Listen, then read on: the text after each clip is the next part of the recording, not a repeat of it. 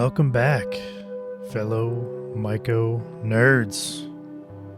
From main cap and stem, this is the MycoWizards podcast. I'm Eric Lohman, and welcome to our 7th episode of this old school radio show.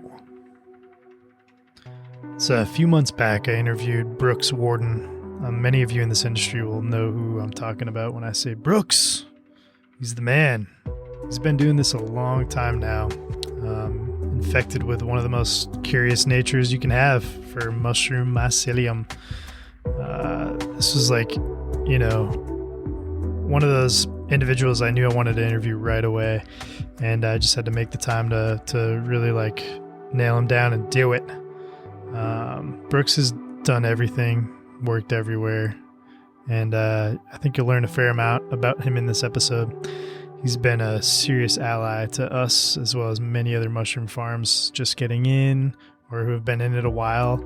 And he doesn't hold back from helping, sharing, and spreading that good word, if you will. So we hope you enjoyed this episode. Yeah. Hey, just sitting down. Oh, fuck yeah. Yeah. What is your life in California like on the weekends? It varies. Yeah? It varies.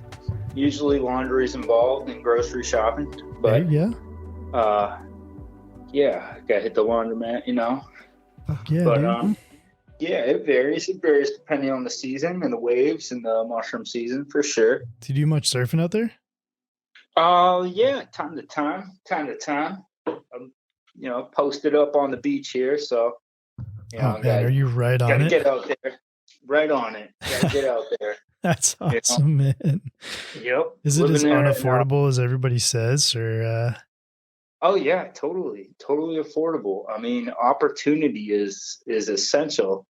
Yeah. The more people there are in a place, the more opportunity. Definitely, it's a little more cutthroat for your living situation, but I mean, it's all speculative. Right. It's definitely pricey, but sometimes opportunities come up and you can make things work and scrape it together and make the dream happen, Yeah. I mean, that's what you got to do. All this stuff is just made up when you're thinking about it, or just taking it one momentary step at a time. Yeah. That's how it goes. It is, man. What came first for you? Was it mushrooms, or was it California, or was it just travel?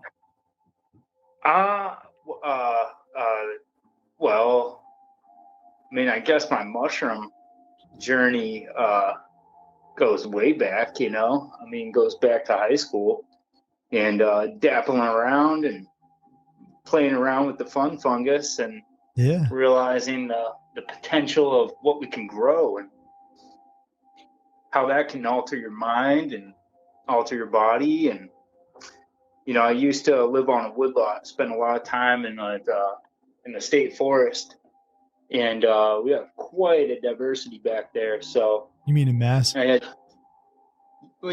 in Massachusetts, back in New England. Yeah. And the old Kingsborough, Drake Lowell State Forest. I know it well.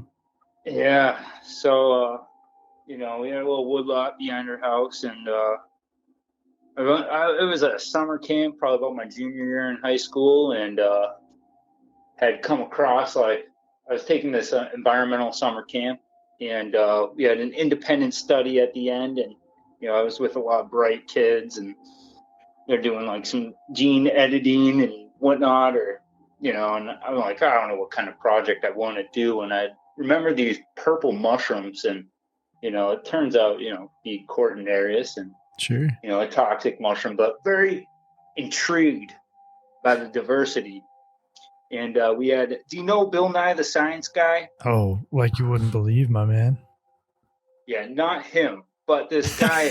Good preface. Very inspiring. Doc Rock, the science jock, called him. Dr. Barrett Rock, he's a professor at UNH. Okay.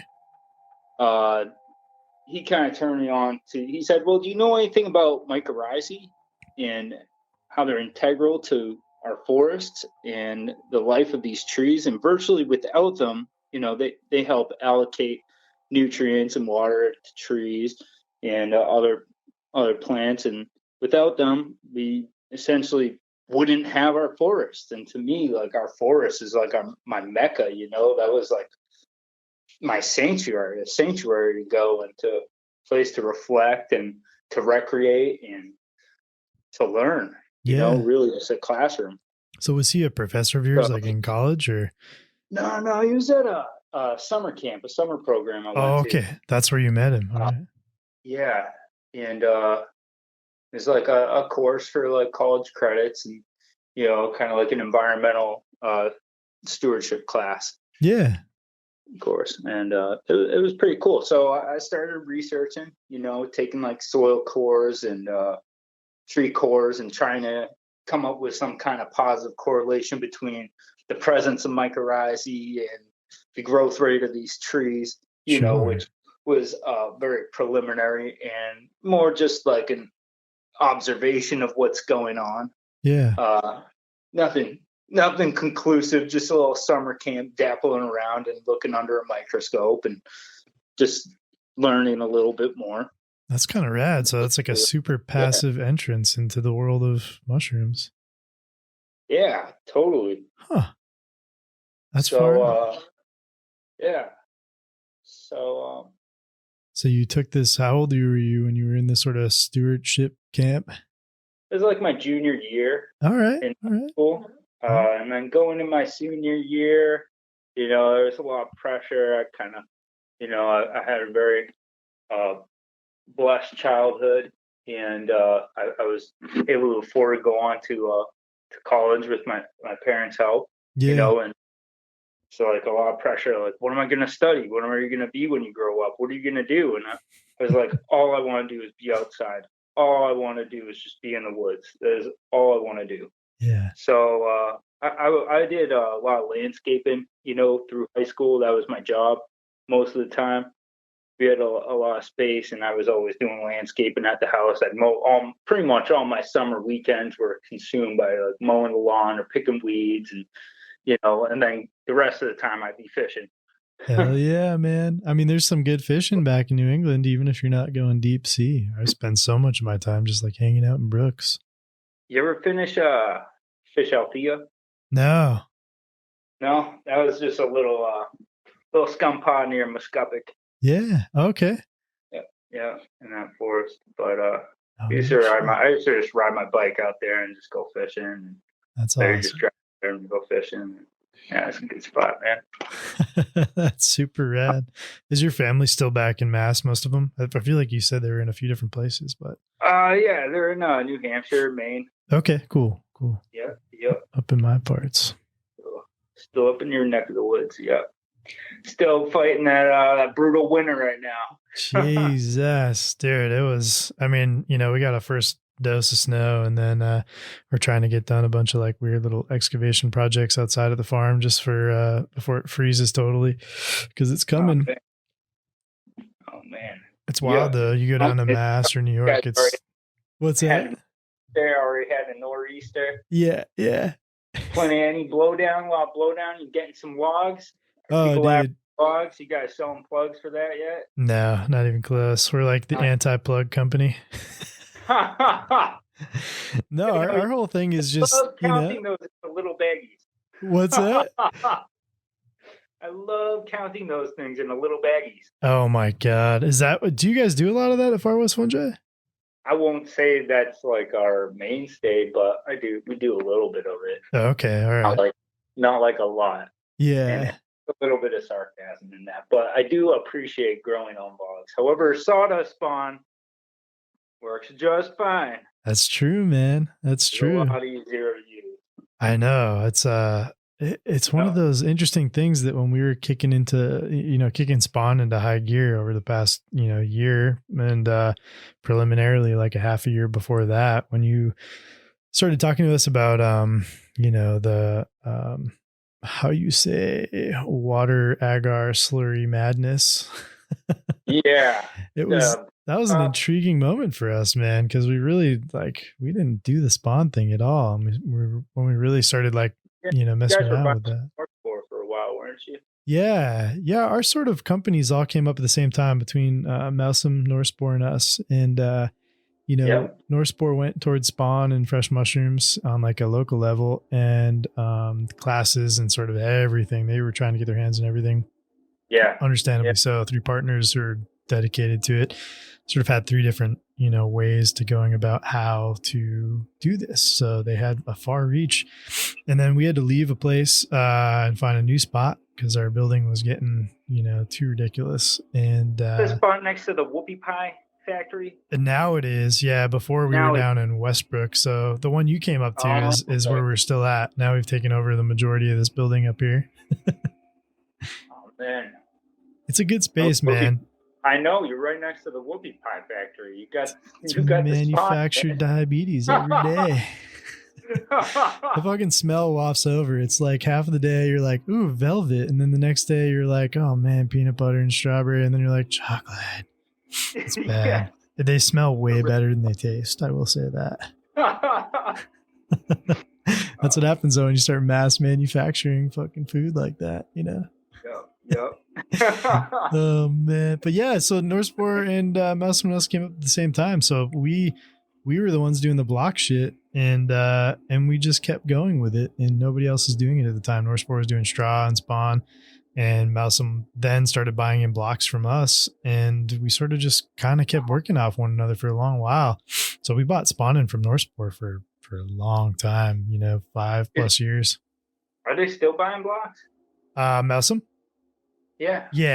They buy in a certain amount from us, and they get them through other sources as well. Right on. And they sort of proved that model on a large scale, which it sort of was indicative to us to keep going with it, because we were like, oh shit, like they're only doing that. They're not doing their own production. They might in the future, who knows? Yeah. I think Aaron and business model. Yeah. I've sold quite a few blocks to some different farms, and some of them still buying some blocks, and some of them are in that transition phase where they're starting to manufacture their own blocks. Yeah, it's a funny transition, man. We've been spending a lot of time sort of hyper analyzing it because of COVID and all the farms that are changing based upon where their sales outlets are. And the small ones are getting pinched hard, but can last longer than the medium sized. And then the semi larger ones are a tip in one direction or the other. They're either too far gone and too large and they fail, or they're too large to fail, I just feel like it gets to a point, if you're doing like, 1,000 pounds a week. Yeah. And if you're in LA, that's kind of like that high range where you can kind of make it work because the customer base is a lot higher. But if you're doing 1,000 pounds a week in most parts of the country, I just feel like you're bound for failure. But if you're doing like, I think, 500 or less, depending on the size of your farmers markets and what your restaurants are like and that kind of scene, then, and you only have like 2 employees, or, you can make that work. Yeah. But if you're going for 1,000 plus, usually, and you're not in like a metropolitan area where you can get away with it, and you're not worried about maybe making rent as much. Yeah. You have a way where it's grandfathered in. Yep. Or you had another job before that and you had money and it's just owned and this is passive income. Yeah. Then you're okay. Yeah, man. I was talking to... You get into this weird thing where you're like, okay, no, we need to grow like 10,000 pounds a week. You get into the wholesale market. Yeah, you guys are getting to that fucking point. No, you need at least 5,000, at least. It's crazy, man. The numbers and the scalability of business in this industry are all over the place. Like, not too many industries look like that. You can't be like a small parts manufacturer and then get to be like a massive conglomerate manufacturer and still exist in the same spectrum of sales and products and offerings. Whereas this industry, it's essentially the same shit, but everybody's making it on different levels and trying to supply their own little spots or global spots or whatever. And they don't seem to touch one another very much. Like, I was talking to Amy from Fox Farm and Forage down south, and she was saying that, she can't sell shit, for mushrooms like directly in her area, but she just drives 30 minutes in one direction and it's a more metropolitan spot and she's got it on lock. So it's a challenge depending upon where you are, but if you can own the property and you can pay for the travel and it makes more sense, then you're golden, you know? Yeah. At least to a certain poundage percentage, like you're saying. Yeah. Yeah. Location. Yeah, man. I mean, that's why I've always, right. I've always been fascinated by that. It's about real estate. That's all it is. Oh, it's all about real estate. Location. Yeah, it's true. If you wake up where you serve. Like, far west, and I was like, if these guys understand the first part about business, location, be on the beach, be in a place where the climate is actually perfect for growing mushrooms all year. You can have like an old building. You don't have to worry about like all your HVAC because the Pacific Ocean is already taking care of that for you. Yeah. And some guy figured that out, you know, in the 60s, and when they put that farm in there and down the street in the 70s, and you know, they just knew like, hey, this is a good place to grow mushrooms. Campbell's Soup was on it. They had a huge farm here. And this place is pretty much like, it's the second like largest concentration of mushroom farms in the country. Yeah. Kennett Square. Oh yeah. And you got Royal Oaks. That's wild, man. This area. It's such a beautiful spot. And I know Mark came out there a while back, and I think you and Kyle spent time with him, if I'm not mistaken. Yeah. Yeah, and he learned a lot out there, man. That was like sort of our early days of reaching out and trying to figure out what other farms were about and what they were doing and how they were doing it. And that was definitely, it was a stretch for us to really like just figure out what other places were doing, because this is like, I don't even know if Far West Fungi had a social media back then, or like an Instagram. If they did, it was minimal, you know, at most.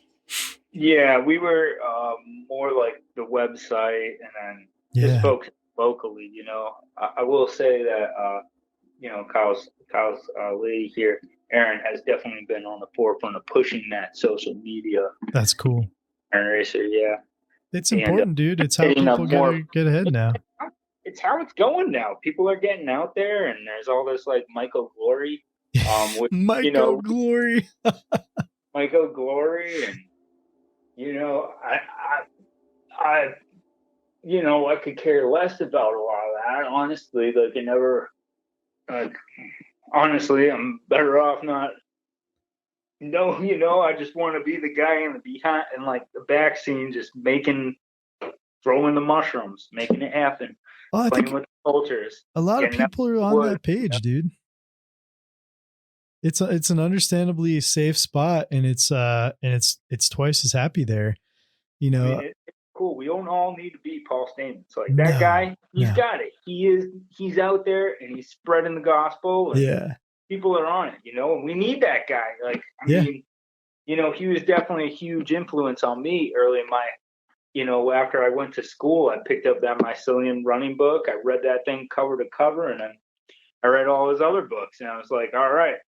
After failed attempts of growing mushrooms and continued failed attempts, of like, I have to learn something somehow. And there was like a little bit, there was like some things on shroomery and some weird tax and this and that, but not really a lot on like actually getting into sterile technique. Yeah. You know, if you didn't have a class in high school or a college class that focused on sterile technique, it was just like this whole other world of not really understanding what clean is and what clean air is. Yeah. You're like, I cleaned my house. It's clean. I sprayed some alcohol. It's clean. Everything's clean. Why is this still contaminating? Yeah.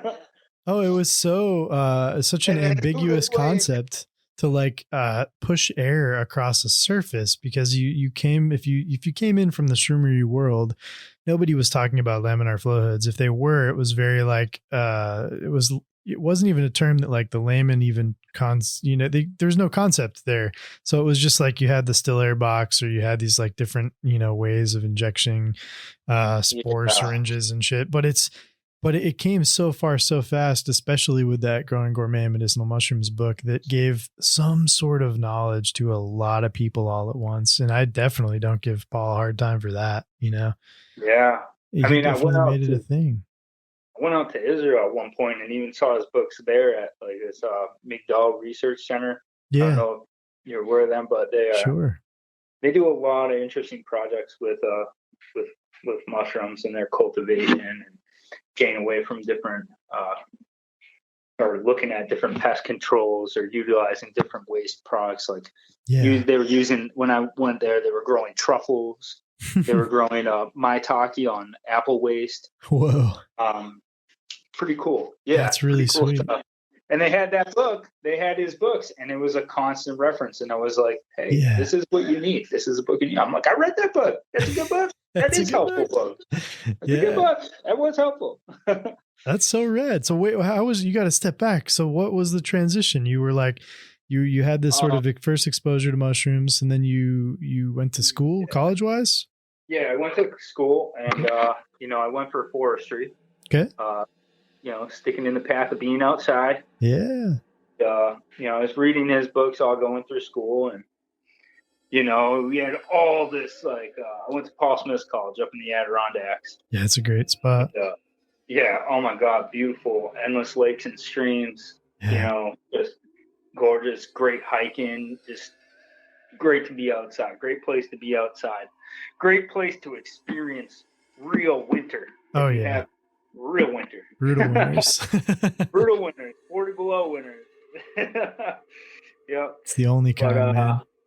Definitely put some hair in the chest. Yep.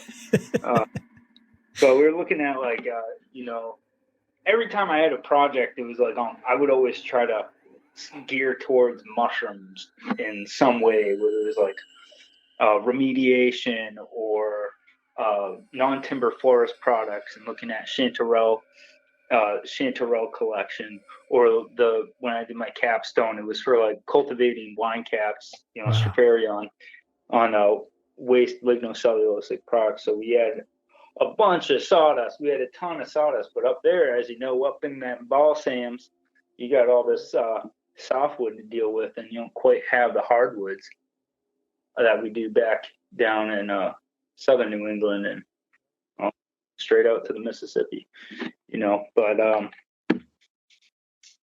so it was just like looking on that, and I graduated from school, and I had a girlfriend, and I liked the area a lot, and I wanted to stick around, and I had a small project on like a bed and breakfast.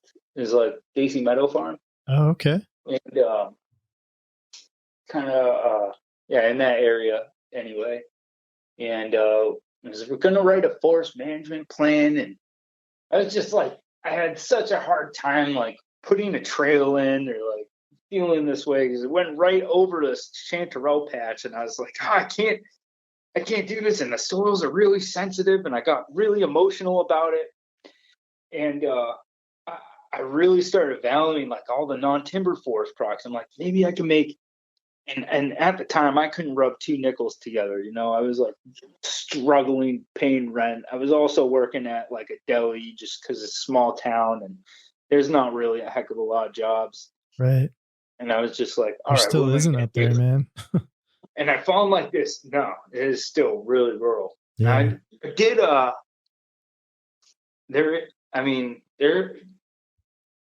it is what it is up there. There is one company now that started up in Tupper Lake selling chaga, and I was like, wow, that's really cool. Because when it started out, I got working with another small farm on another summer, and branched out into like doing the farmers markets.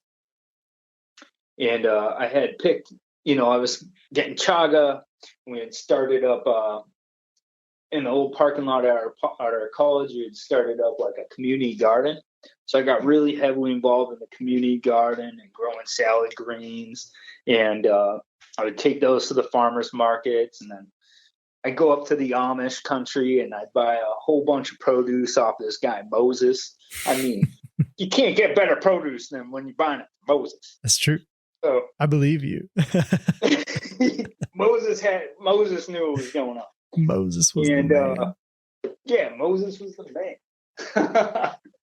And I get some chaga, and I had a spot on the regular with some lobster mushrooms. Yeah. It was just like every week the mushrooms would be there. So I would do my thing and try to peddle these things at the farmers markets. But a lot of times there were more vendors than there were people that showed up at these things. Yeah. So I had a real hard time making any loot. I would scrape it together. I'd be like, okay, I made $300 this week. Yeah. And I put in 65 hours. And you can never count your hours when you're doing that shit. I had so much fun and I loved it and I didn't care. And I was like, my rent was $500 a month. And, I split that. And that was enough for me. Yeah. And, but the winter came and I couldn't do that. And I found myself back at the deli and, cool people, but definitely scraping. Yeah. And I was like, why am I doing it? There's enough of this. I had found this other farm, Dana Forest Farm out in Vermont. Okay. And he grows on logs, shiitake. And I was like, cool. I'm doing it. I found this free rent on Craigslist. And it was off the grid. It was like 100 acres. It was like out in the middle of nowhere. Robert Frost would have been a neighbor. Had it been back in the day. Yeah. But beautiful town, South Lincoln. And I worked at Sugar Bush. I was just a lift operator. I just needed to make it through the winter. Yeah. And I had my summer job lined up on a shiitake farm. Well, it was a rough winter. I got in November, didn't get all my firewood cut, and working a full-time job, getting out in the morning, going out, coming back in the evening, relying on a wood stove. The water pipes burst in the water heater, and I came back to a frozen mess. No propane left in the tank. Should have had more propane. Didn't have the cash to get it. Was struggling every weekend, every night. I would be out with a headlight, pulling logs out of the snow, and just trying to make it work. It's like the beginning of the fucking Shining, dude. You can only make it so long in these like wretched, fucking cold New England environments. Yeah. So I went back to New York. Girl and I split. Didn't work after a little while. And I found myself again in the Adirondacks in a cabin with no electricity. Free rent. Couldn't afford it. And I decided, well, I got this Jewish thing going on. I'm going to go to Israel. So I signed up for Birthright, and then I volunteered. I did the WOOF program and volunteered on a farm. In Israel? In Israel. Damn, I didn't realize. Yeah, I guess WOOF at that time, because we did the same thing, around 2009 or so. My late wife and I did that. And it was phenomenal, man. But I never even thought about going overseas and doing it. Yeah, that was where it was at. I was like, yeah, because you can go anywhere in the world. Yeah. And I knew I didn't want to deal with another winter.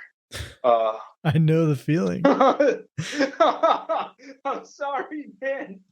No, I've come full circle with it, dude. Like I've definitely had the winters where we booked it. We got the fuck out, and then past the point, like I spent time out in California, realized I was not gonna make it out there. I hated it. It was just a different climate, and I'm far too dry and mean, and I need like the cold asshole winter to really keep me going as my moral compass. So I feel you, man. But yeah, as long as you can afford the fuel, yeah, you got a steady job, and you're not living in a cabin without electricity, which, dude, I mean, a lot of people do it, and I bless their souls, man. Tough bastards. I know they're tough bastards. Yeah. But Yeah, That Tupper Lake area too, there's something to it, man. Like I went over there for a wedding this COVID, as they put it, and I fucking took the motorcycle, like ripping across Maine and Vermont. I was like, oh my god, I have to take a ferry over to New York. I'd never like gone that way. Yeah. So get on a ferry, get over there, rip down to Upper Saranac, and take a boat out to a little island where my buddy was getting married. And yeah, it was the coolest spot ever. And some of those roads, it was like towards the end of summer. So I was getting fucking cold and the sun is setting and I'm just tearing ass doing like 100 trying to make it to like this boat landing. I'm losing GPS. You realize when you're up there that area hasn't changed in 20 odd years. Like, oh yeah, you step back in the 50s for sure. Yeah, and you were so even back then, it has not changed that much. I'm sure even since you were there, dude. And it's still got friends up there. I talk all the time. And, he tells me, Saranac Lake's the next hot spot. Growing maybe next Lake Placid. Well, Lake Placid, Lake Placid. Yeah, that's the party spot. That was the Olympics, and they got one of two ski jumps. Yeah. Those high ski jumps. They got one or two in the country. The only other one's in Colorado. That's epic. Fucking Lake Placid. Lake Placid, man. Yeah, that's a bizarre spot. I didn't realize that's where I'd be going through too on the bike. So it was like ripping through forest, coming through that like, Vermont into New York area. And then you're all of a sudden in Lake Placid and you're like, this is weird. It's like a downtown area. Yeah, it's nice. It's cool. So you booked it. You were done. You had enough of the winter. You broke up with your girlfriend. Yeah. It wasn't working. So I booked it, got some warm weather, got connected to another mycologist out there through Eleanor Shavit. She does a lot of mushroom writing and research. So were you just like seeking these mushroom people out like as just your normal course of world because you were that far into it? I was obsessed. I had the bug and I was obsessed. Yeah. I had nothing but failure, and aside from growing on a couple logs, I think in college and back home, like it was like really never did it. I never did it. Yeah. So I was like, I want to grow mushrooms. I want to learn more. I need to do this. I need experience. I need job experience. I'm just a kid, Yeah. And I got to tour a couple mushroom farms and research centers one day. That was real insightful. Yeah. And just see kind of like where big ag was. And that was a while back, about 10 years ago. And they were doing bed culture with oysters. And I got to shadow Ofer Dani for one day. Wow. He does a lot of consulting with agaricus and with oyster mushrooms, and both in Israel and in Poland. And which are both large mushroom areas. Very knowledgeable guy, works on a very large scales. Yeah. And it was really cool to see that. So they were doing like these huge technological advances with agaricus, using like precision, because in Israel they're all about the drip irrigation. They invented drip irrigation and they don't let you leave in that country without you knowing that. They're very proud, and it is very, they pretty much made the desert bloom. Something to be proud of. Yeah, without drip irrigation, we wouldn't be sustaining ourselves right now. Honestly, all that, we need water. You don't have crops. You don't have crops. You have, severe hunger. So without it, our population for sure would be stifled. Yeah. So they were doing that with agaricus and using all these sensors like 10 years ago. And they were way ahead of their time. It was just amazing. Seriously. I know I was at a farm out in Arizona for a long time that I built my first version of a mushroom farm app based on all the shroomery, Mark Keith sort of knowledge. Yeah, Mark Keith. Yeah. Yeah, in that. Let's grow mushrooms. Yeah, man. That was it. Besides, like you're saying, the Paul Stamets entrance into the literary side of it. If you're going to buy a $50 book, if not, you're going to buy that DVD, which is like $10 or something at the time. Via maybe Aloha. I don't even remember if Aloha was, selling it. They were selling it at one point. They were. Yeah. I saw a couple copies still lingering around when I worked there. No shit. Yeah, and that could have been like this weird time that I was buying in cultures. You probably fucking made them for me. I don't remember, man. Like, but I ordered. No, I'd have to go back and check some emails. Yeah. But I remember ordering like a bunch of stuff, and somebody emailed me and were like, "Oh yeah, the Griffola is taking a while to jump off, bro." I didn't even know what the fuck. I didn't know how to grow hens. Didn't know anything. I just knew that I set up that like double barrel boiler thing that Mark had set up, and we welded all the grates in, and we just ran with it, but speaking of drip irrigation, that whole fucking thing, that whole farm that was sort of like pulling in this mushroom side, it was like my first push into doing it for real, was all drip irrigation. It was in the fucking high desert, dude. They would have never made it without drip irrigation. So, Satan bless the Israelis. Yeah. Yeah. Tubes. Trees are doing it. Yeah. Mushrooms are doing it. They're kind of like the drip irrigation of the underground, subterranean. It's true. They hold the water. Yep. So you came back from Israel after the sort of birthright trip and woofing, or did you sort of just like, did you meander around there for a while? I was still flat broke. Yeah. The only thing that was sustaining me was the fact that I had a free place to stay. Yes. And food. And that was really cool. Yeah, man. That kept me on the road doing the woof thing for way too long, because you realize how little you need to survive. I think I had like $200. Yeah. The whole time I was out there, and I needed it to last me for like months, man. Yeah. It was like the Hanukkah miracle, bro. Oh, Jesus. This is great. This is not being alone right here, man. So my brother's a really good businessman, and he owns his own business, an e-commerce platform, but he had told me, if you really want to know these things, you got to know all the players out there. You want to know the mushrooms, you have to know everybody out there. So I got on Google and I made my way all the way down to Aloha Medicinals, alphabetically. And we found ourselves, they had offered this internship. So I applied, I sent an email, and I think like 30 minutes later, it was like an hour later, I got an email back from John Holiday saying I was accepted to this program. I was like, oh my God, I have something to do when I get back with mushrooms. Time to leave. I was like, I don't know how I'm going to get there, but I'm going to do it. Yeah, man, that's cool. Yeah. So it's like, stayed with a friend, worked like a landscaping job in Moab. Just the reason why everybody goes to Moab is to set up drip irrigation. Yeah, so that's what I was doing, and did that for a couple weeks, and then I found myself in an internship. Later, asked Holiday, and he got me on my feet, man. He did.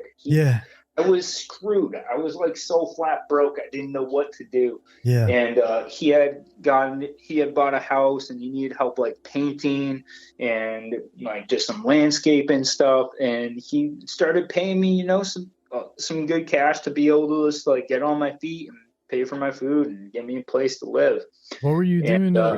So you went into this internship, you got accepted with, and then just started working with him right away, or? So it was an interesting internship because it was like a mix of like classroom talk with John Holiday on like steam engineering and contamination and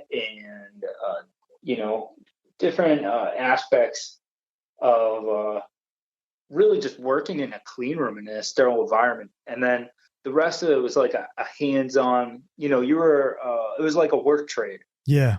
So a lot of time we were just cleaning bins and making grain spawn, but on a large scale, which was pretty much all the medicinal products. So they focus on making all those medicinal capsules. And they have an enormous culture bank with like 4,000 different cultures. Yeah. And so we were just like making spawn, really just making spawn, letting it grow, laying, a lot of the species of fruit in the bag, and then just breaking the bags up, putting them on trays, drying them, grinding them, sending them out for samples, making sure like the C of A's are clean, and then just kind of doing like the grunt work, you know. Yeah. Most of the time, you're just a glorified janitor, you know, with some kind of goal at the end. So that's pretty much how it went. It was a lot of grunt work, but I had a job. Yeah. The rent out there was super cheap. I had a 2-bedroom for $600 a month. Fuck yeah. It was like, at some point, you know, I had a roommate too, who now I work with. Yeah. At Far West. But yeah, it was super cool. Like the first couple of years I was there, we had a different group of interns every month. They came from all different backgrounds. They were from like Iraq, South Africa, Namibia, Croatia, Canada, everywhere from the Midwest, down south, Northeast, Northwest, you know, every part of the world, you know. Yeah. And really just like brought all these different perspectives, and all of them came from different understandings and different some of them were hobbyists that just wanted to kind of play around and learn a little bit more. Some people had established mushroom farms that are doing really well. Some of them were small farmers. Some of them were on a larger scale. Some were researchers. Some of them were work with like, you know, mycotexture, you know, and it was it was really cool. It was really cool. And me not being from there, had a great time being the non-native tour guide. Yeah. You know, so I'm like, it was like down the street, 20 minutes from Lake Tahoe. We were like 20 minutes from Reno. So it was a fun place to be. I bet. Yeah, that's a whole area so what year was that you were there, or that you landed there? Oh God. That was, I just remember like it was after the end of the Mayan calendar. It's all going down. Yeah, like 2012. Yeah. Yeah, so 2013. It was after that. It's 2013. Yeah. Yeah, and I was there for about 3 years. Okay, so I think I was ordering cultures from Aloha in like 2010, before you could really like buy spawn from them.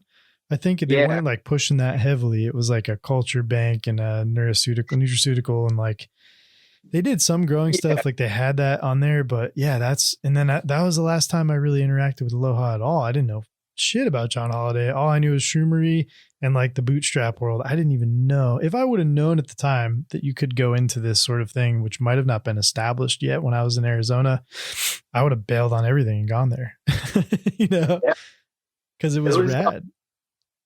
Yeah, it was pretty cool. I mean, they're still doing it. I mean, he sold the company, but yep, and it was on another path. But yeah, they're still doing it. They're still, you know, I mean, supplements. It's pretty wild how they're like everywhere now. You go pretty much any supermarket and find like some kind of myco supplement. It's insane, man. They mostly are like labelers. Yeah. You know, there's a lot of labelers, so they don't really push their own product as much in this country as they do like in Africa. And I think they were like in something like 49 countries where their product. Shit. Yeah, but their brand is not on probably 90% of their products. I don't know how much, but a lot of the products, you know, so they're just making these mushroom powders. Yeah.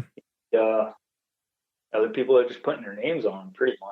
Yeah, I remember there was some talk like after John sold it that they were going to start getting into substrates. And I remember a bunch of people were selling us shit there and sending us stuff that were like, you know, mixes and just all sorts of weird random stuff. You know, they were like, are we going to make blocks and do spawn, do a cultivation side? It was like a very quasi complicated thing after he sold it. Yeah. And I don't really know why. I don't know the whole story behind it, but. Well, I can tell you when I was there, you know, we were kind of doing like mushroom kits. You can make a mushroom kit as, you know, part of the class. Yeah. It wasn't like to sell. It was just like, oh, well, we're going to grow some shiitake and we're going to grow some oyster mushrooms in a bag. Sure. And this is how you prep substrate and do that. And it was in like a separate facility and stuff. So they had like another place across the street. And they could do that stuff because, you know, it's pretty regulated. The Oh, the inside of the building nutraceutical stuff. Yeah. all the nutraceuticals. So all those raw materials, sawdust and straw and everything else had to go on at another facility.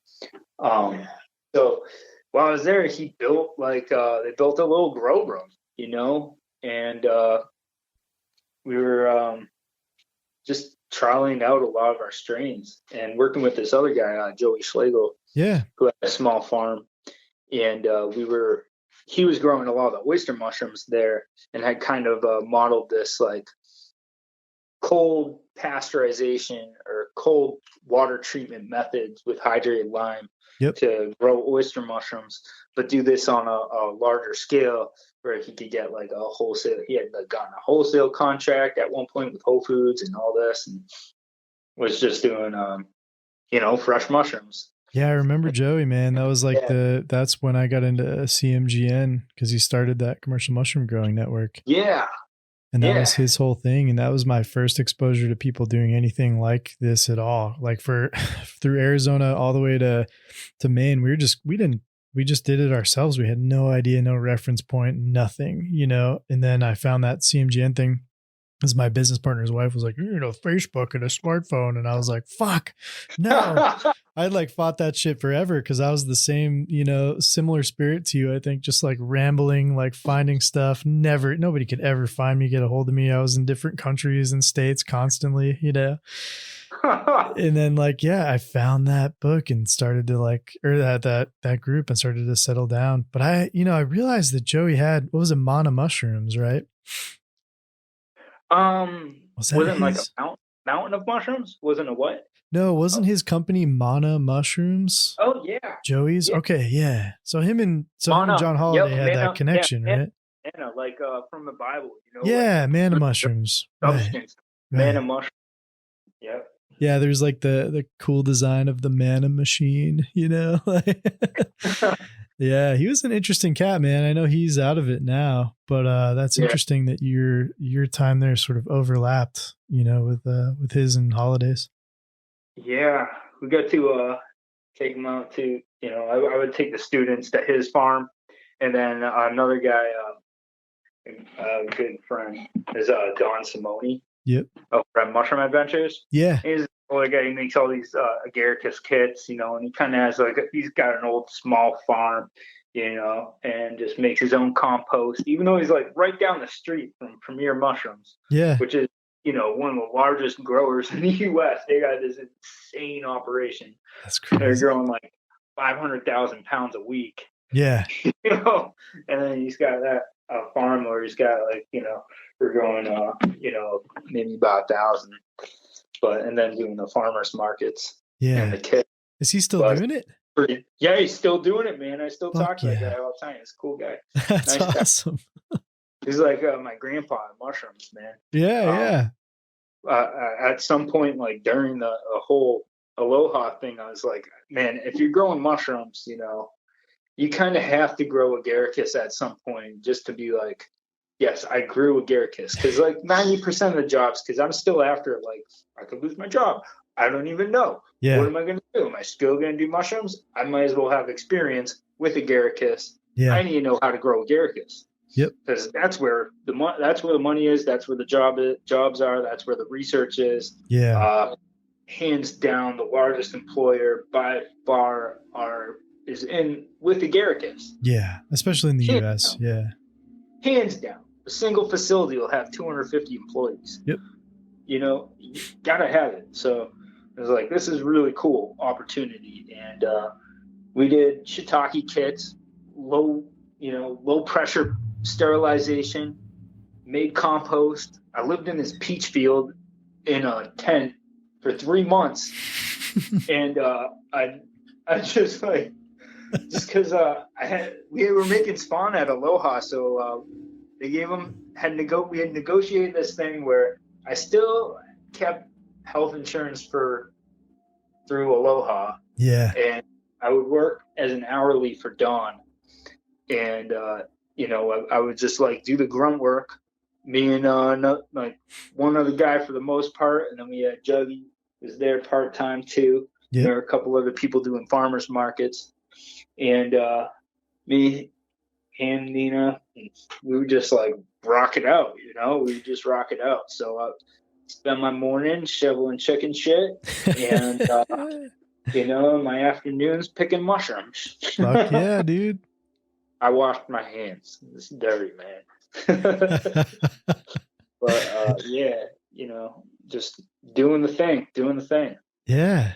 I mean, it's crazy, man. I don't think there's too many people, to be honest, dude, who have worked through mushrooms kind of like you described how you've been doing it.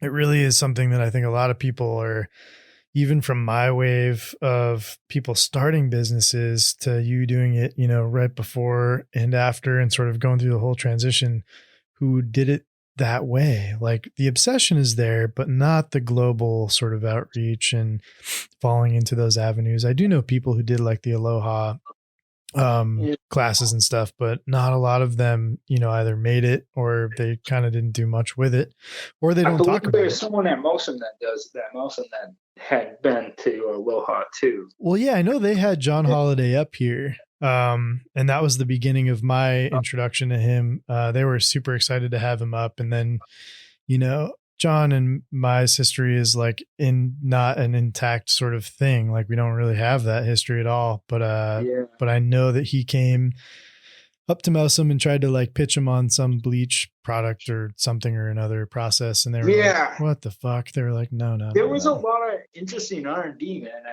And I mean, he's a cowboy. Yeah. He's a cowboy. And he's always on the forefront and trying to think of like new creative ideas, you know, and like and he really comes from like a low tech kind of background. Like he spent a lot of time in Africa, you know, in the developing world. He's a traveler. He's a world traveler. So, you know, he has like an obsession with cordyceps and low tech cultivation. And he's American. So yeah, a lot of his business is in America. Yeah. But it's just interesting. Yeah. The divide there is just, it's wild because there wasn't this communication thing happening, I think, between a lot of mushroom, you know, myco nerds and self-proclaimed mycologists. And then there was like this like other side that was happening in the Southwest in that area. And it was all definitely driven by, you know, him, I think, and that sort of explosive stuff just on the outskirts of the California craze, you know? Huh. Yeah. It just seems like it from like looking like at a vantage point, you know, the New England mushroom farm was irrelevant. We were all asking ourselves the questions back in 2010, like, why aren't there mushrooms at a farmer's market when I'm sure there were? And I remember seeing the first Far West Fungi go to my stand, man. I had mushrooms. Yeah. I didn't drive to Upper Saranac and be like, where's the fucking chaga, dude? No, but that was the question that we were all asking as we were developing these different mushroom farms. We were like, why isn't this stuff there? And we were like, there's got to be a reason. But truthfully, there wasn't a reason. It was just that not enough people were doing it on like micro levels all over the country, you know? Well, I mean, there was like, I mean, you got Phillips mushrooms. I mean, they were doing, you know, and they still are doing a good amount of, you know, the exotics and and Giorgio too. Yeah, it's kind of crazy where it's going, you know, with all the Chinese blocks coming in and, you know, what is going to happen with the American mushroom industry? You know, it's really at like a novel point where it is so developed in China and, you know, in Japan and really all over Asia. Yeah. But, I mean, it's a factoid that keeps coming up and every conversation I have for innovation on the cap and stem side. And it's like the United States. How are we going to compete with these blocks? And especially, you know, with all these mushrooms that are in our grocery stores that probably they spent, you know, a majority of their life in transit.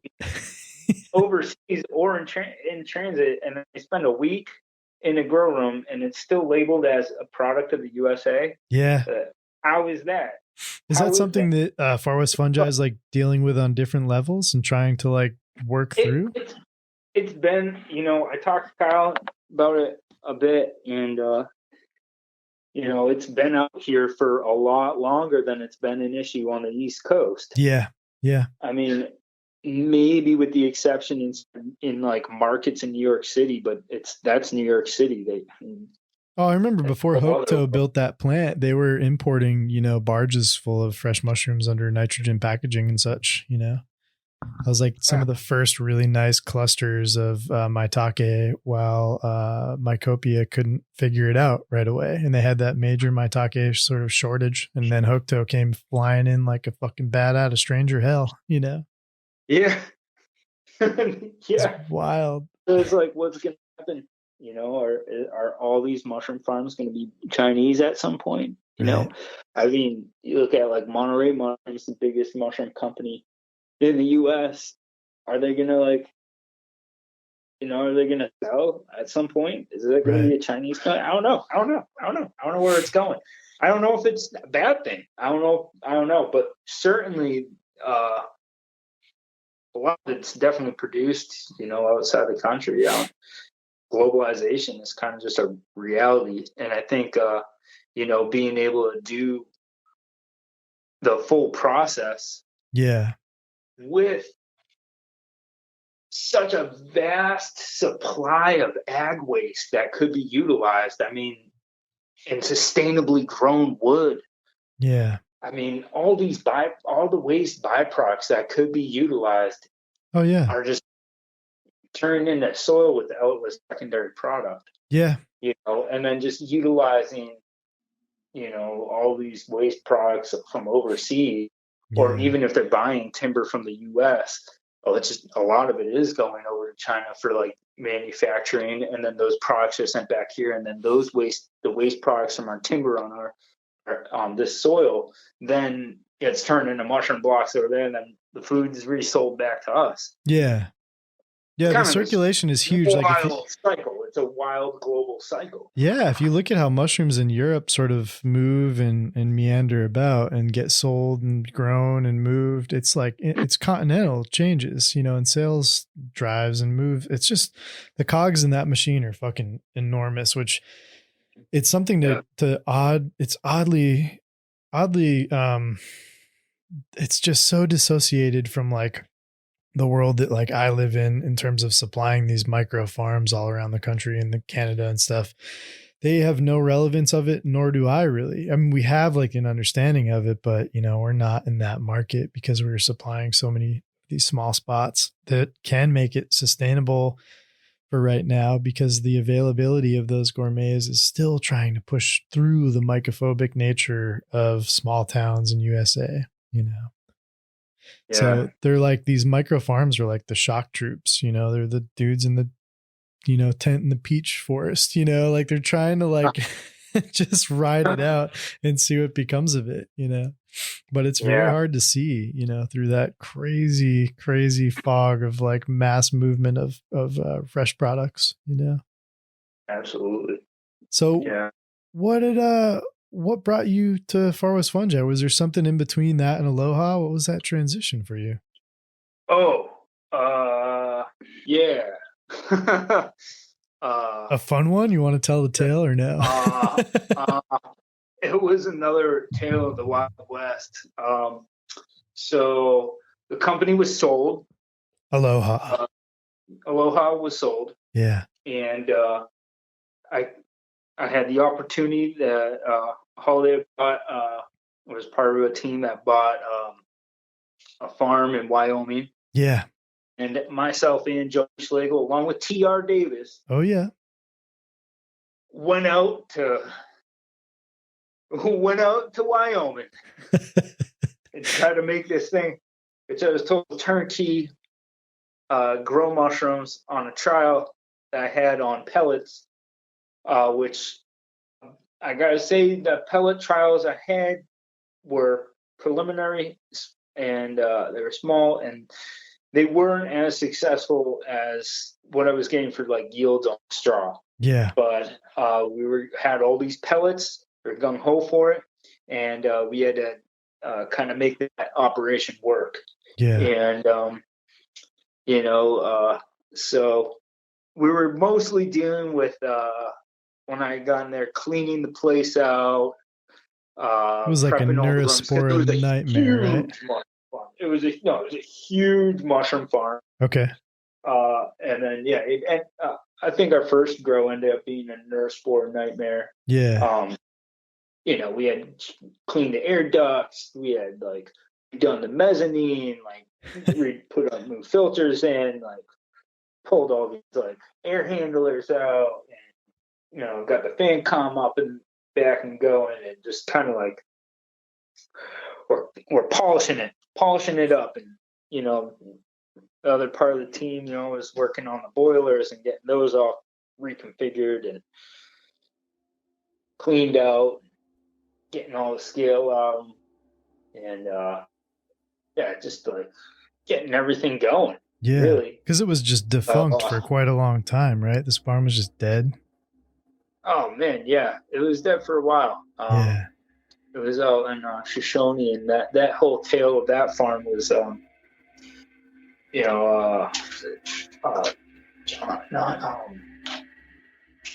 it was a mushroom farm that was pretty much run on prison labor as part of like a rural economic development plan.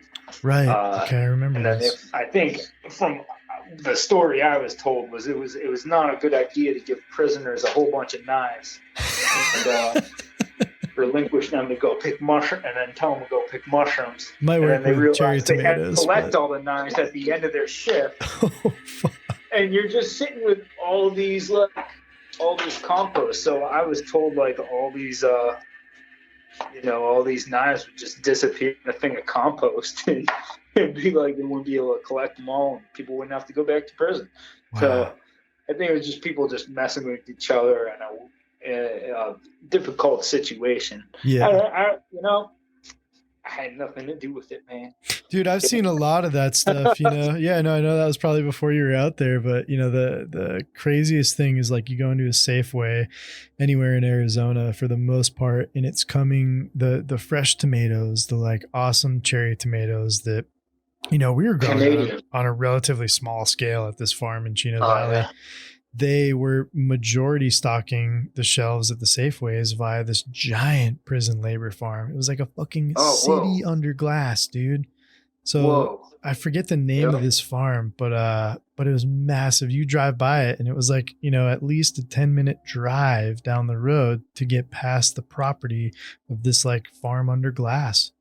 And it was a massive prison endeavor, of like, just using prison labor essentially. And that was my first interrupted brain fart of like, whoa, like, so for-profit prisons, this is an interesting thing, Yeah. It's a wild thing that only the US really like fucking has no shame in, Yeah. Just total exploitation for sure. That's messed up. Yeah. That was that. What was the name of that farm? That was like Windy River or something, right? Yeah, Wind River. Wind River. Yeah. Yeah. So you went up there and you tried to sort of like figure it all out. Because I remember getting a call from TR. I was producing blocks. I don't think he was producing blocks for sale yet. If he was, he had just started and he had sort of moved. He was like building out another farm. In Missouri. It was kind of like it was in the works. Yeah, because he called me and was like, hey, I need 5,000 shiitake logs every day or something. And I was like, dude, are you kidding me? No. And he needed them for like $3 a pop. And I was like, you're funny. That's great. Yeah. Well, yeah, we were going to get them from another supplier.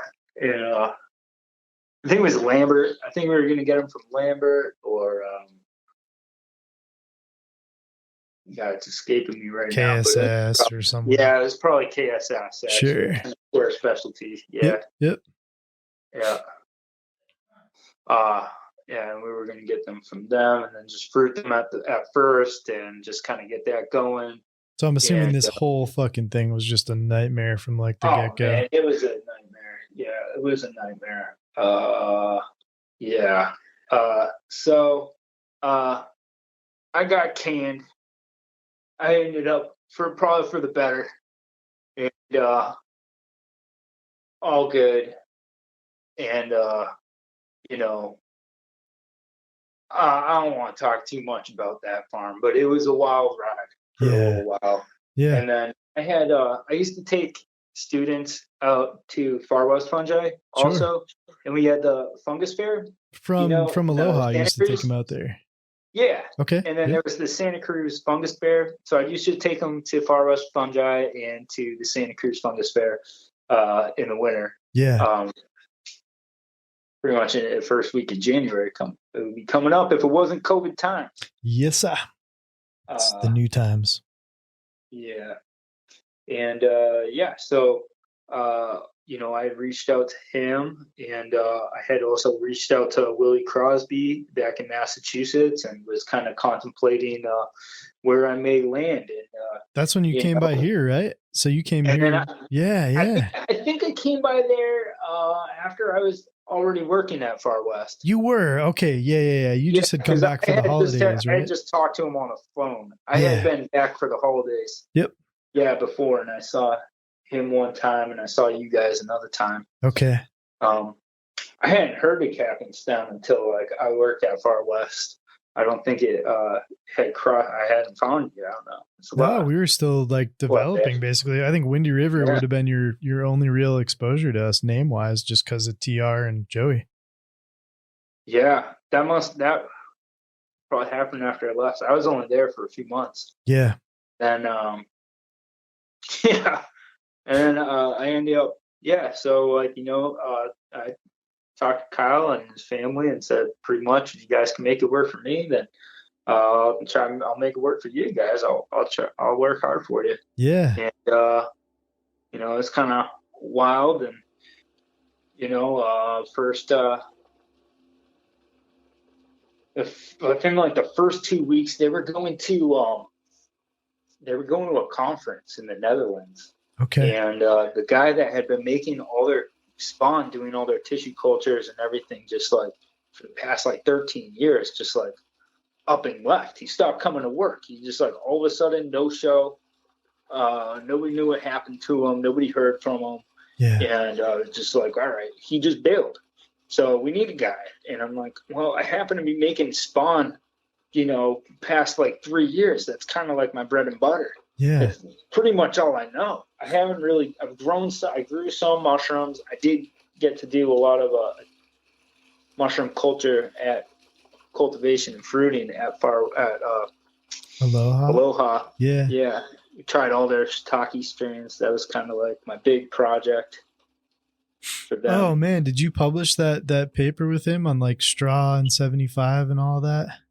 No, I didn't. Okay. I didn't end up publishing anything. Okay. You were just working with it. I was just working with him on that. Yeah. And we had presented at some point at the International Medicinal Mushroom Conference in Colombia. Sure. Which is really cool. But so this guy just up and bailed, and I just started putting in some time and redoing the lab, and then revamping the culture bank, and kind of just reorganizing everything, and then just coming up with some kind of tracking system and for tissue cultures, and just kind of tracking what we were doing. Yeah.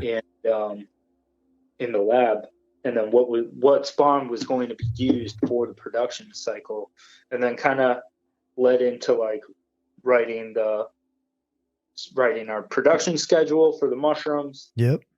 In coordination with how much spawn we were producing, and then what we needed to do for spawn for our own production plus spawn sales. So you were bringing this level of organization to them, presumably they didn't have before. Yeah. It was pretty hands off for a long time, I believe. Yep. And things can get that way in this business, man. There's so many fucking variables. As an owner, you forget one variable and 10 more kick you in the ass, and you're like, Yeah. You got to have the right people doing the right stuff. As is, yeah. And I had one moment where we lost this oyster strain, and it just went to the growth on the plate wasn't right, and we lost a month of production. And since then, it's just having a tracking system, watching the growth, being really adamant about it, and we had hired Justin Pierce to come in to be our our internal lab spawn specialist. And he deals with all that now because we were kind of like in development of where we're going with this. And I kind of took on like block sales and order fulfillment and continuing with writing the schedule and just organizing what was going on, and just keeping track of what we had in stock, doing some customer service things, and then just kind of doing whatever you got to do. Sometimes you got to clean some rooms, sometimes you got to fill some bags, sometimes you're doing I was doing some trials on some different strains, play around with cordyceps, whatever. And then the other doing construction, we had a lot of construction, doing some roofing and painting and blah, blah, blah, whatever had to happen, you do. Yeah. You were jumping into it. Yep. Is that still what you're doing now there? What do I do now? So they had bought another farm in San Martin. So about last year, moved out to San Martin. And that farm, Kyle and Jesus and a lot of the guys on the farm had been, Jacob had been in a part of putting together and rebuilding, and they put this compression bagger in, and just trying to improve efficiency to get everything done with less employees. So trying to get to the point where we're pulling like about 4,000 pounds a week, but with like 4 employees. Damn. Yeah. So this farm in particular is just all the spawn production over to San Martin as well. So myself, Justin, and then hired on my good friend and coworker from Aloha, Ethan, to get it done. Can you get it done? Man, Ethan sounds so familiar. Was he working there for a while, even after John sold it? Yeah, he was. I remember Ethan. Okay. Yeah, because him and Cody, Cody came right after him, right? Cody had been there longer than anybody. Oh, really? Cody's been there from the get-go. Oh, shit. He moved out to Aloha from Santa Cruz. No, they used to be in Santa Cruz. Yeah. All right. That's interesting. Yeah. Cause I remember working with Ethan, and I remember working with Cody when we needed spawn before North Sport really had it, figured out. So we got a lot of them, but it was mostly like buying a fuck ton of 3782 in. Cause that was like, the Schlegel TR fucking exploitation strain. That was the golden boy. Yeah. It's so funny is all this like was happening in even now, I kind of negated like, the connection between, John, Holiday and John Donahue and Magda and Casper from Mycelia. And those three sort of like had a high level of interplay for a long period of time, and they go back a lot further, Oh yeah.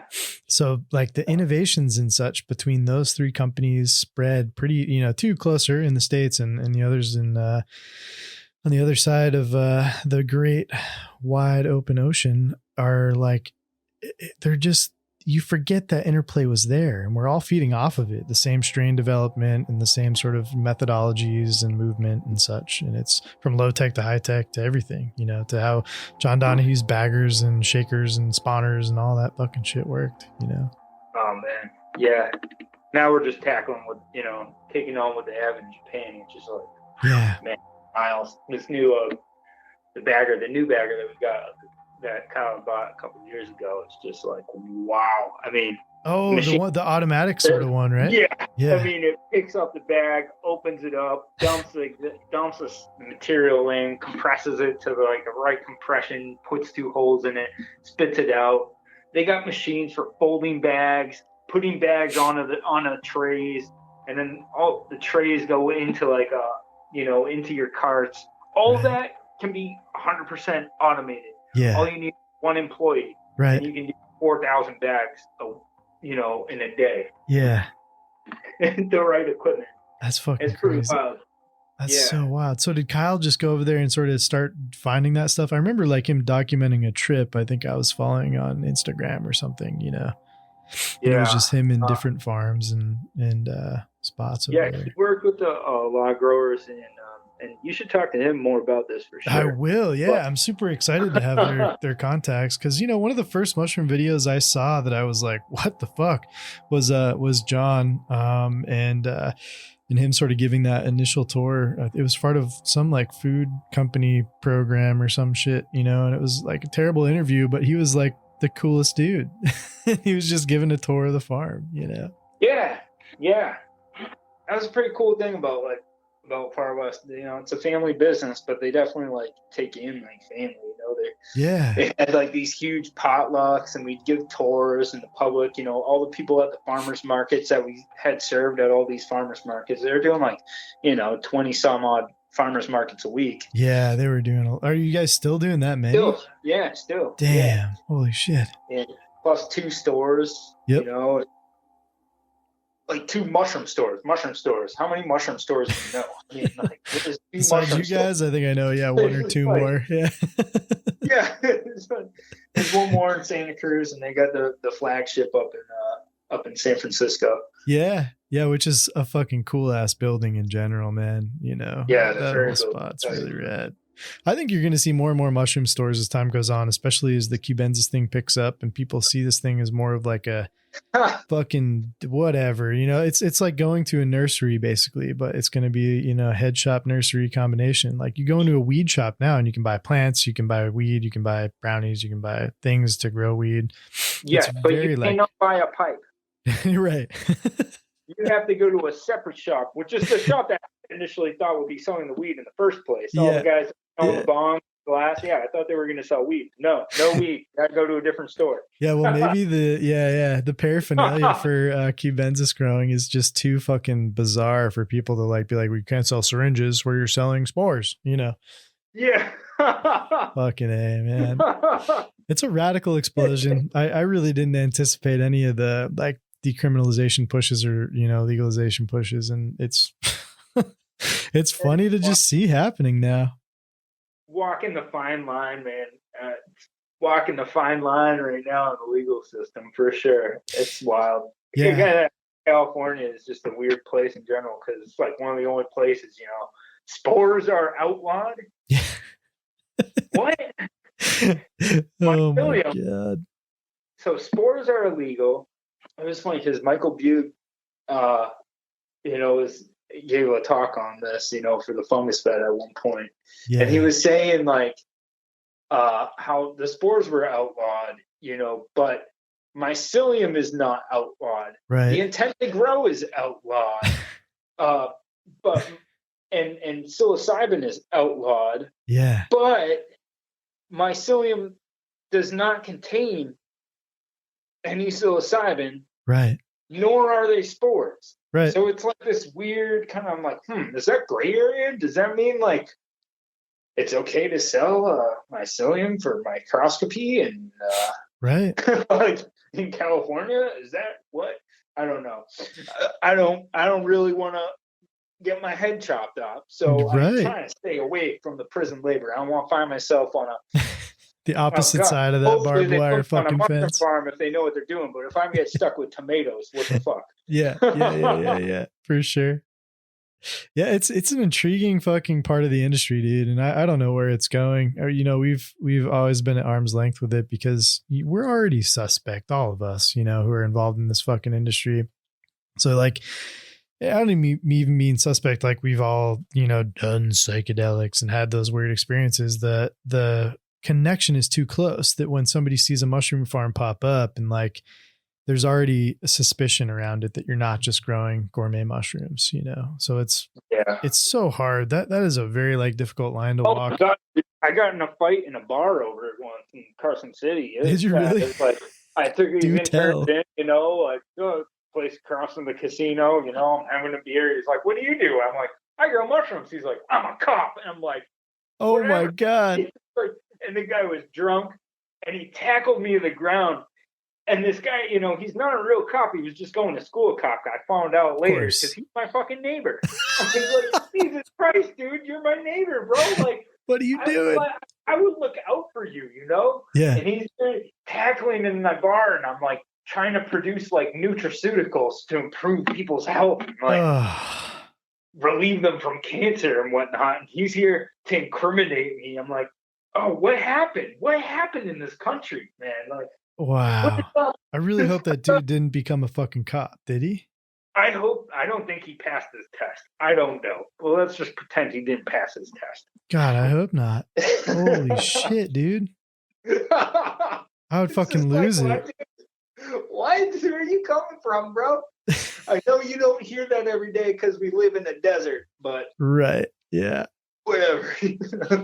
Fuck, man, and that's the portion where people you learn really quick, like, to not be honest and read people, and people are like, "What do you do?" And you're like, which is a super fucking American thing to ask. What do you do?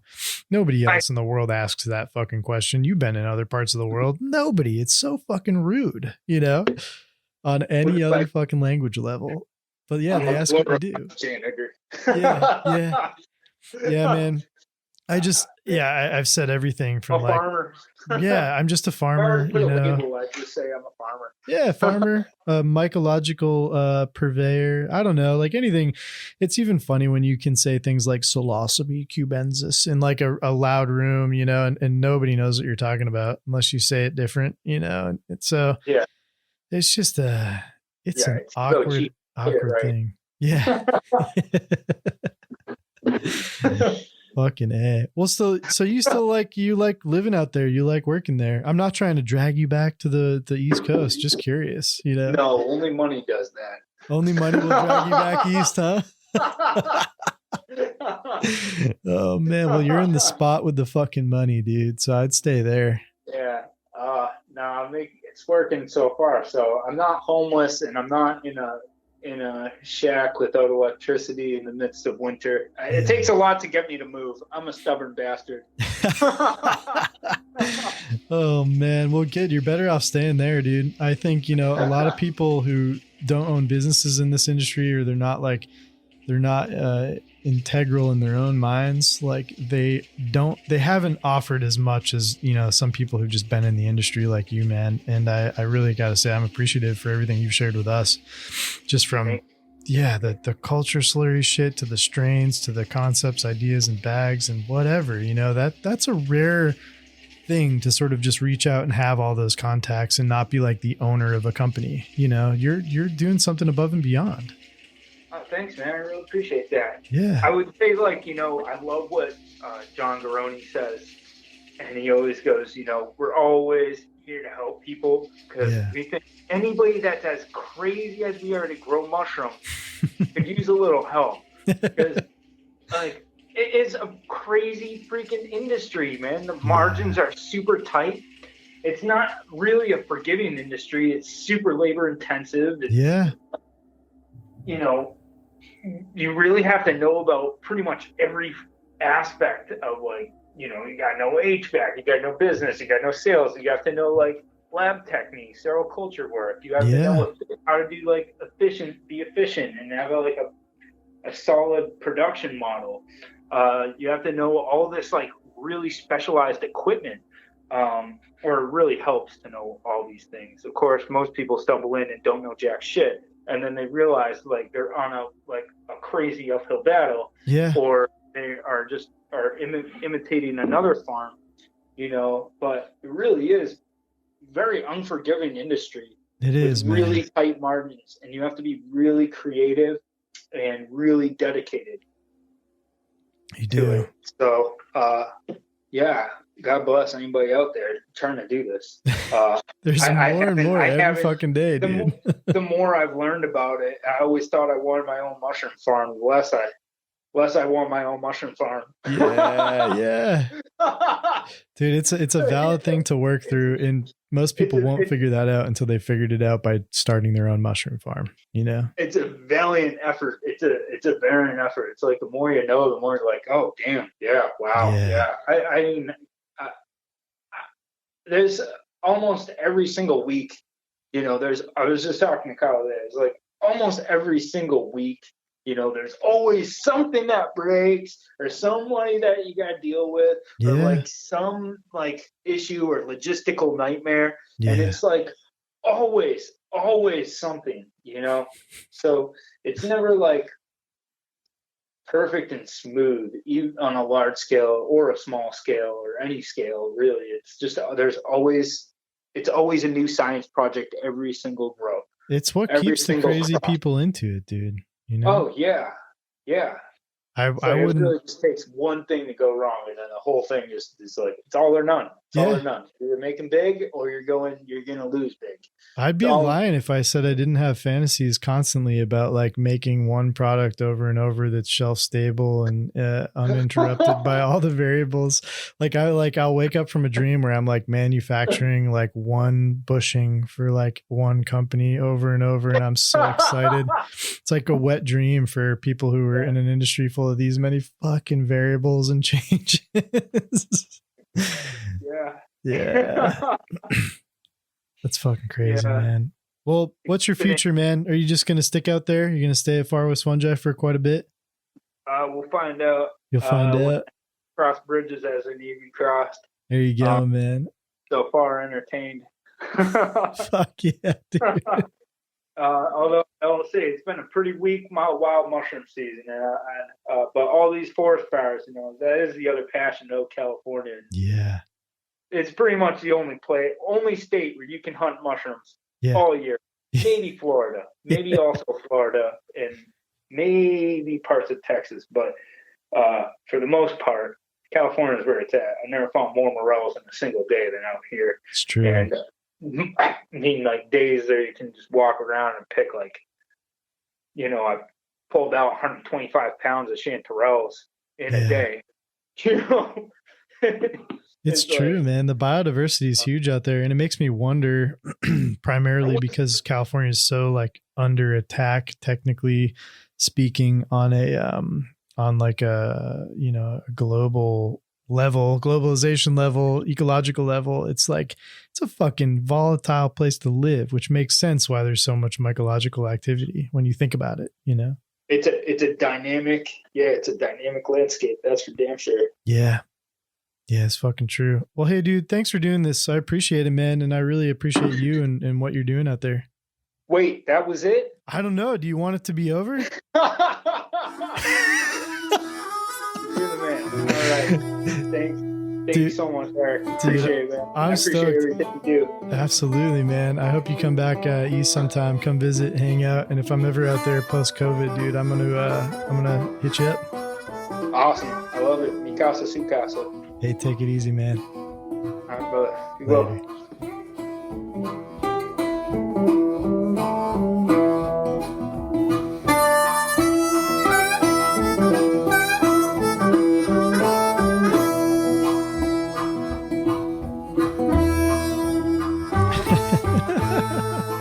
Dude, I really love Brooks.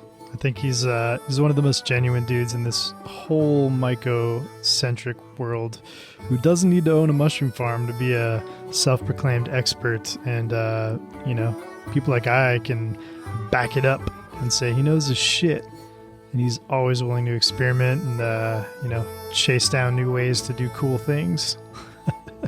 So thanks again, Brooks. If you guys are ever out at Far West Fungi, seek him out. He's the tall dude with the, cool beard, at least for now. Thanks so much for listening to the show this week. You can follow or subscribe to MycoWizards wherever you go for your podcasts. And while you're at it, subscribe by writing us a letter. I love that snail mail. The best part is you mail something, you ain't never going to see that shit again anyways. So you can put your heart and soul into a piece of scrappy snow and send it our way. P.O. Box 897 in Gardner, Maine, because I sure as shit love that snail mail. If you want to follow us, head on over to Instagram and find us at MycoWizards Podcast. This episode was produced and sponsored by Maine Cap and Stem Mushroom Company with music composed by Damon Hicks. Head on over to capandstem.com for certified organic substrate and spawn for all of your mycological needs. And a quick note, all of the music that was used in this episode was produced and recorded by Damon Hicks. Damon Hicks is an employee of Maine Cap and Stem, and Roundabout's one of the coolest cats out there when it comes to ingenious ways of recording strange things.